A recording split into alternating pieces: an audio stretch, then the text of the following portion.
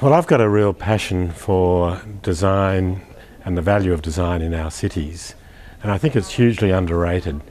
We spend 20 hours a day probably in buildings, that we're in our houses, sometimes asleep, but through our cities as well.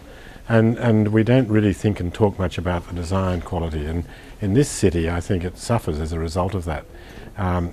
People are not valuing design enough, yet it's something they experience every day. It affects how they travel around the city. It affects where they sleep, where they live, where they eat, where they engage and mix with people. And in fact, we don't really give much attention to that. I think our politicians aren't interested enough in the health of our cities, because health of our cities is equally as important as health and education is.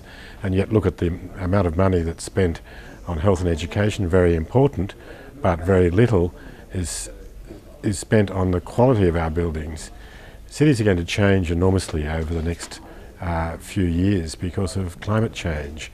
And if we don't think more long term about how we're going to be more enjoy our lives in our cities, then I think we'll see an even further diminishing of the quality of life, and we'll also see greater division between people within the cities because equity will not be achieved.